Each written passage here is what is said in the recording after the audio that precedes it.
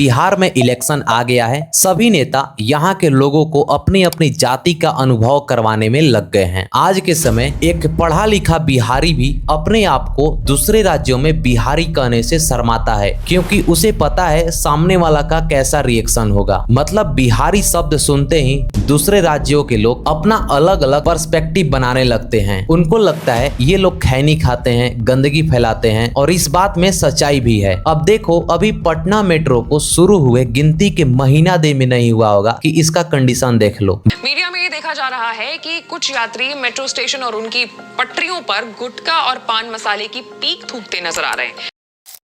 भारत का ऐसा कोई राज्य नहीं है जहां बिहारियों को जलील ना किया जाता हो। बिहारी गाली है, अगर बिहारी गाली है तो आओ, जिस देश के मां ने दूध पिलाया है, पूरा कर्नाटक को खुला चैलेंज देते हैं, जो हमको मारना चाहता है आओ मारो। लेकिन यही लोग इलेक्शन के समय वोटिंग के लिए बिहार आएंगे तो जरूर, लेकिन वोट करेंगे अपने जाति के नेता को आगे बढ़ाने के लिए, ना कि इसलिए ताकि इनको बिहार में काम मिल जाए, अपने परिवार और बाल बच्चा को छोड़कर बाहर ना जाना पड़े। देखो, अगर एक समझदार व्यक्ति की तरह सोचा जाए तो पैसा लेकर वोट देना दुनिया का सबसे बड़ा घाटे का सौदा है, क्योंकि जिस वोट को आप 500 रुपए और एक बोतल में बेच देते हैं, वही वोट आपके बच्चे के फ्यूचर को डिसाइड करता है कि आपके बच्चे को कैसा स्कूलिंग मिलेगा और आपको कैसा इंफ्रास्ट्रक्चर मिलेगा। बिहार के नेता भी जानते हैं, अगर हम लोग डेवलपमेंट की बात करेंगे, अगर हम लोग बिहारियों के सामने ये बोलेंगे कि हम लोग बिहार को महाराष्ट्र, तमिलनाडु से भी आगे पहुंचाकर 1 ट्रिलियन जीडीपी का स्टेट बना देंगे, तो यहाँ के अधिकतर लोगों को कुछ समझ में नहीं आएगा। लेकिन जब वही नेता अपने जाति के बारे में बात करेगा तो लोग आंख बंद करके वोट देंगे। इसलिए बिहार के नेता भी डेवलपमेंट की बात करते ही नहीं है, क्योंकि वो लोग जानते हैं अगर मैं विकास कर भी दिया तो हो सकता है ये लोग 1-2 साल में भूल जाएं, और इसका कोई गारंटी नहीं है कि अगला बार ये मुझे वोट देंगे ही देंगे। लेकिन अगर मैं इनको विश्वास दिला दूं कि मैं केवल तुम्हारी जाति के लिए काम करूंगा, तो ये लोग अगले कई इलेक्शन तक मुझे ही वोट देते रहेंगे।